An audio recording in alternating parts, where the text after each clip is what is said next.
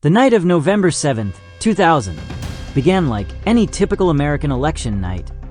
News anchors stood beneath bright studio lights. Red and blue maps flickered on screens, and voters across the nation held their breath. It was one of the closest races in U.S. history. Vice President Al Gore faced Texas Governor George W. Bush in a contest that would come down to just a few hundred votes in one decisive state, Florida. As midnight passed, confusion took over. Networks called Florida for Gore, then for Bush, then backtracked entirely. Chaos unfolded, but in this alternate timeline, the outcome changes. In the early hours of November 8th, after a thorough and undisputed manual recount, Al Gore is declared the winner in Florida, and with it, the presidency. With 291 electoral votes, he defeats George W. Bush. Shockwaves ripple across the country, and the world braces for the presidency of Al Gore. Like and subscribe for more. Also, don't forget to hit that notification bell for more history documentaries. Please watch the video till the end, as good interaction would help the performance of the video and the growth of my channel massively. How did Gore win? Florida turns blue. The real-life 2000 election was decided by just 537 votes in Florida. In this timeline, a few key factors shift the outcome. 1. A redesigned ballot in Palm Beach County, the infamous butterfly ballot, which confused thousands of voters and arguably cost Gore the election, is caught earlier in the design phase and corrected, leading to clearer results.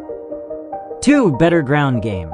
The Gore campaign launches a more aggressive voter turnout effort in South Florida, targeting elderly and minority voters who strongly favored the Democratic ticket.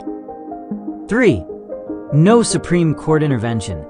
The Florida Supreme Court allows a full manual recount across the state to proceed. Without a Bush appeal, Bush versus Gore never reaches the U.S. Supreme Court. 4. Ralph Nader's support drops slightly. Disillusioned progressives rally behind Gore at the last minute, shaving just enough votes off Nader's tally to tip the scales. With Florida staying Democratic, the Bush campaign concedes. The United States prepares to inaugurate its 43rd president, Albert Arnold Gore, Jr. Bill Clinton's reaction and the public mood. For outgoing President Bill Clinton, Gore's victory is both personal and political vindication. Despite a complicated relationship during the Monica Lewinsky scandal, Clinton publicly praises Gore as a man of vision, principle, and deep experience. Behind closed doors, he's ecstatic that his legacy will continue. The American public is more divided. While many celebrate the continuation of economic prosperity and moderate Democratic leadership, others express frustration, claiming voter fraud or media bias, early echoes of the polarization that will only grow in the 21st century. But overall, the transition is peaceful. The economy remains strong, the tech boom continues, and Al Gore enters office with a clear mandate, albeit a fragile one. The Gore presidency begins, a climate of change. Al Gore takes office in January 2001 with a cabinet made up of seasoned Democrats and technocrats. Secretary of State, Richard Holbrooke. Treasury Secretary, Lawrence Summers. Defense Secretary, Sam Nunn or Wesley Clark. Attorney General, Eric Holder. Vice President, Joe Lieberman, the first Jewish American to hold the office. Gore's top domestic priorities are environmental policy. He quickly signs the Kyoto Protocol, positioning the U.S. as a global leader in climate action. Subsidies for renewable energy expand dramatically. Digital infrastructure. Gore pushes to modernize public schools and rural communities with high-speed internet access. Healthcare. He attempts to build on the Children's Health Insurance Program, proposing expanded coverage for working-class families. Fiscal responsibility. With the budget surplus from the Clinton years intact, Gore resists large tax cuts, focusing instead on reducing the national debt. But everything changes on a sunny Tuesday morning in September. 9/11 and a different war on terror. September 11th, 2001. Terror strikes America as hijackers crash planes into the World Trade Center and the Pentagon. The world is stunned. Gore, though often viewed as an intellectual rather than a warrior, responds with resolve and coordination. He immediately calls for international unity and invokes NATO Article 5, rallying the world behind the United States. Afghanistan invasion proceeds. Gore authorizes military action against the Taliban regime for harboring Osama bin Laden. Focus stays on al-Qaeda. Gore resists pressure from neoconservatives to expand the war into Iraq, demanding irrefutable proof of Saddam Hussein's involvement, which never comes. No Iraq War. In this timeline, the U.S. does not invade Iraq in 2003. The intelligence community remains focused on dismantling al-Qaeda networks globally.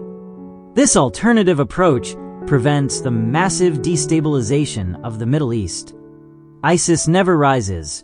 Thousands of American and Iraqi lives are spared. Would bin Laden be captured sooner? It's possible.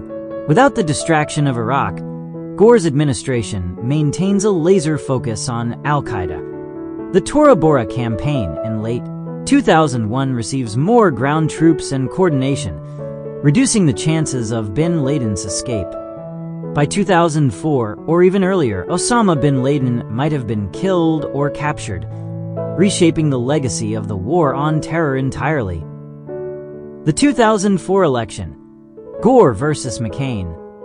As the economy remains strong and casualties from foreign conflicts are minimal, Gore enters the 2004 election with solid approval ratings. The Republican Party, seeking a moderate and respected figure, nominates Senator John McCain. McCain, a war hero and maverick, challenges Gore on national security and government reform. It's a hard-fought campaign, but without the drag of an unpopular Iraq war or economic recession, Gore wins re-election, narrowly defeating McCain in several swing states. A two-term president and a new political landscape. Gore's second term continues his focus on clean energy, digital infrastructure, and deficit reduction. His landmark legislation, the American Clean Energy Act of 2005, becomes a foundational moment in U.S. environmental history.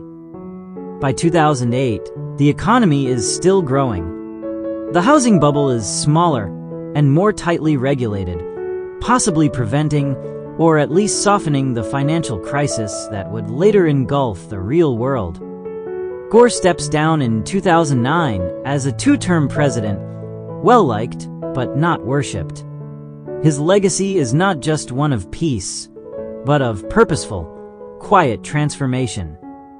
How would Al Gore be remembered?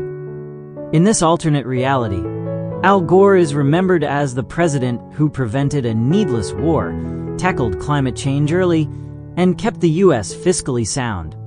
He's not a populist. He's not a revolutionary. But history judges him well, a technocratic leader who made decisions grounded in evidence, not ideology.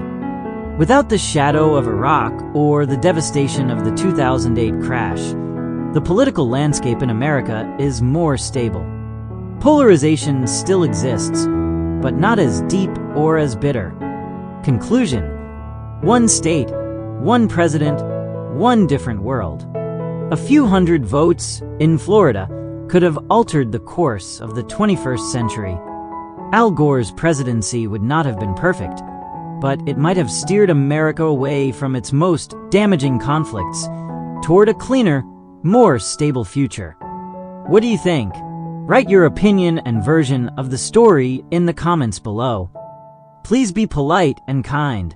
If you want to know what would have happened if Theodore Roosevelt won back the presidency in 1912, click on the video on the left. Thanks for watching.